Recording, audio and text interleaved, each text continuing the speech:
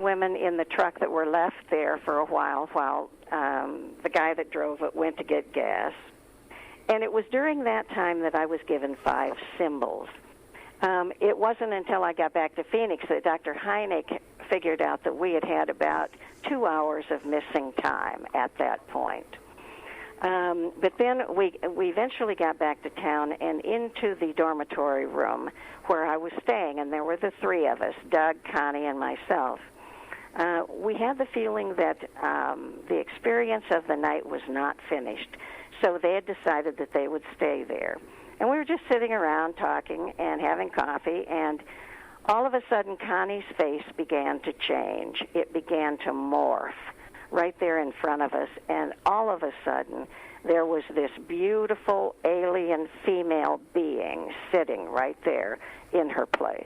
It's amazing. Mm-hmm. These eyes were incredible. They're about 3 times the size of ours, and they're perfectly round, and they're beautiful, and the love that just exudes from them, it's indescribable. You have to experience it. Well, this went on for about 3 hours, and one after another came in, and we talked and we asked questions, and then they said, we will yield now to a higher power. Well, the higher power came in, and she was very, very ancient. And I just absolutely loved her. I wanted to stay with her forever. I asked her what had happened to me out on the ranch, and she said, in your language, you would call it an initiation. Right. She said, you've been given higher powers or greater powers, and you will now be receiving direct communication. Well, I was just dumbfounded. Now, the tears were just streaming down my cheeks. It was such an incredible experience. And just about that time, the sun started to come up. It was 6 a.m. This had been going on since 3 a.m. in the morning.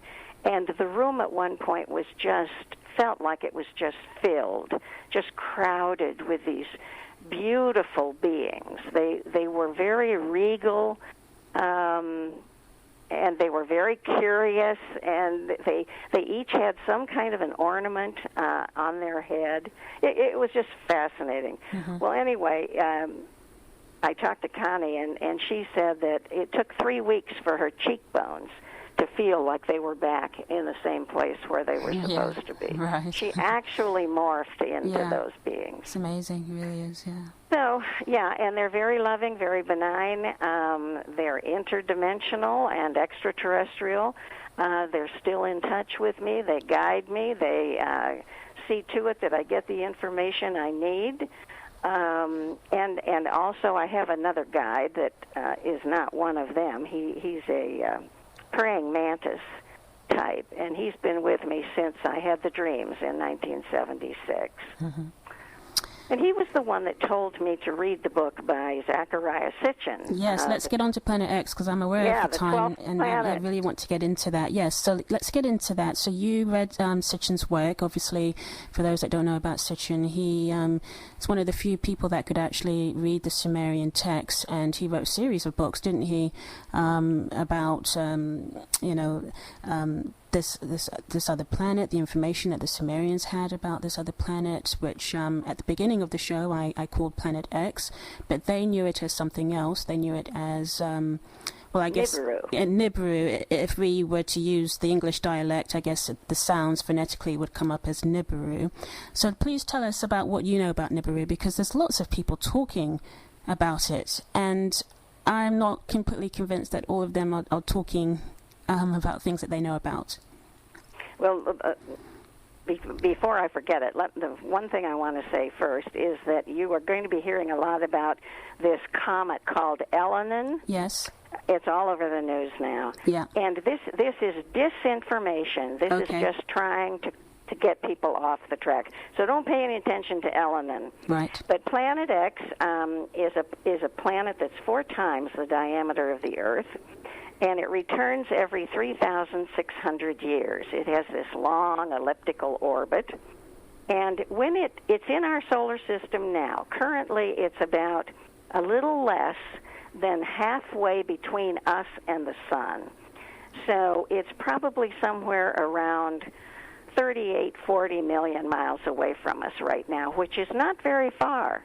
And when it passes us, it will cause a shift. It will cause a magnetic shift. It will also cause a geographical pole shift. Mm-hmm. And the Earth will actually fall over on its side at that point. Yeah. And at that point, it'll be about 14 million miles away from us. So it's not going to hit us, but it's coming with this huge tail. And there's this magnetic red iron oxide dust that's in the tail. And as that sweeps toward the Earth, we will become covered with that. There are moons in the tail. There are comets. There are boulders. There are all kinds of things, fireballs, that we're being pelted with currently, and that will just increase as it gets closer. This was first tracked in 1983. Yes. So this is another government cover-up. Yep, They've known about this for 27 years. Mm-hmm. That's they right. first saw it with a telescope in 2003. Now, you can go see it yourself in the Northern Hemisphere. If you get a clear morning or a clear evening and you're up high enough, you can see two suns rising on the horizon. And the one on the right at about the 4 o'clock position in front of the sun is Nibiru. So you can see it, you can take pictures of it, and everybody should write this website down. It's Zeta Talk, ZETATALK.com. You can find all kinds of pictures of it on Zeta Talk. Yes, there's some amazing photos on there. I was looking on that website. I go back and forth to that website, but I was looking the other day and just looking through the archives of photos. Some of them are absolutely amazing.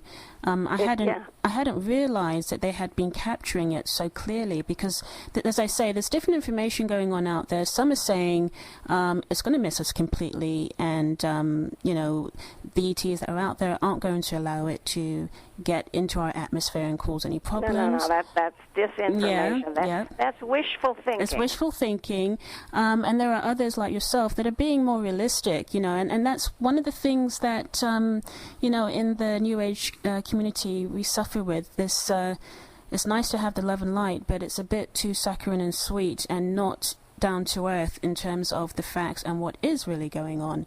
And there are some important things to be taking on board here.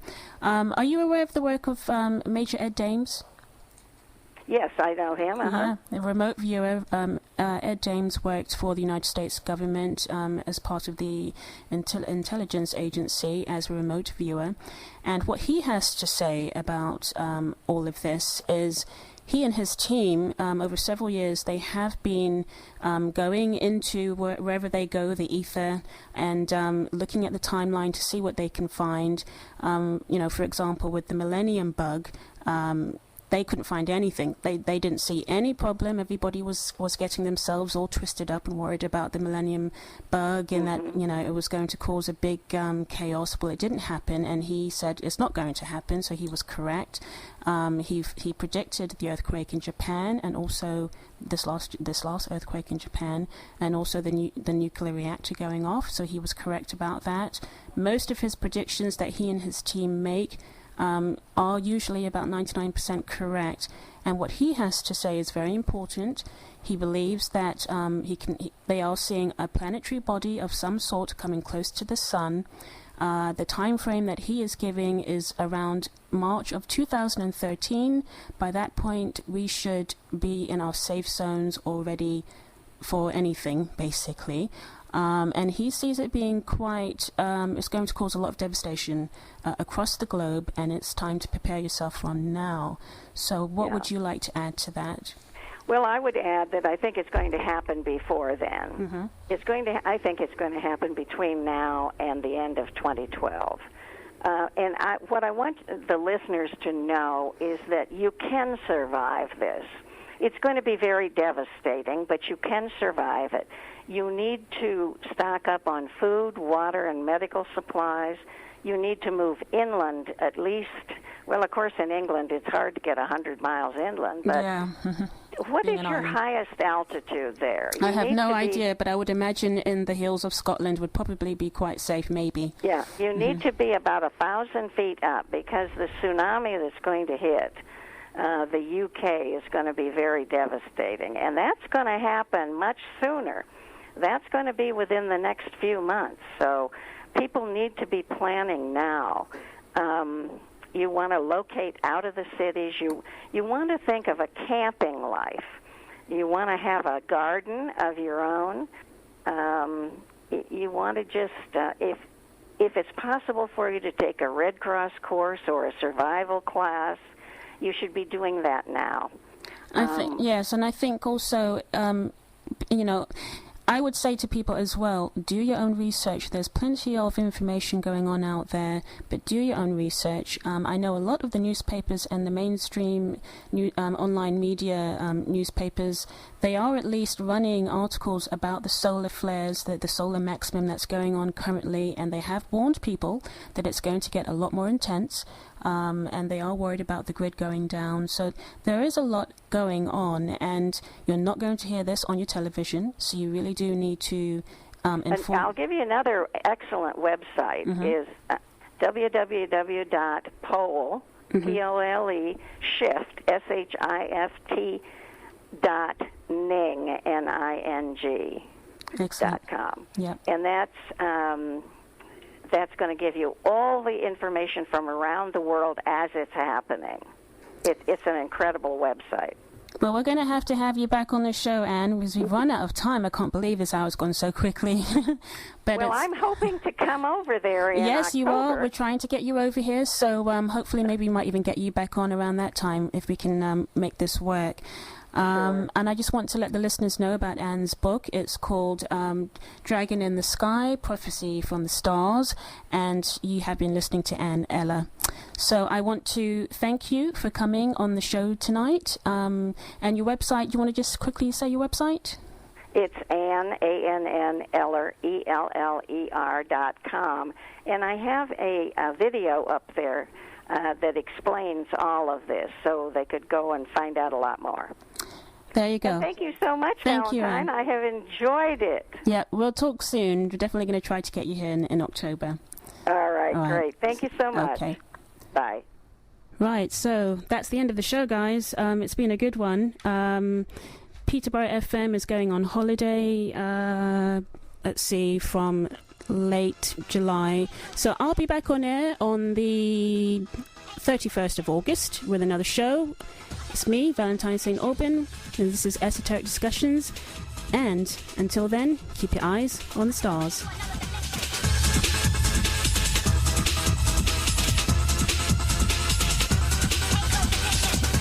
Pay close attention. Pay close attention. Peterborough FM, one station, many communities.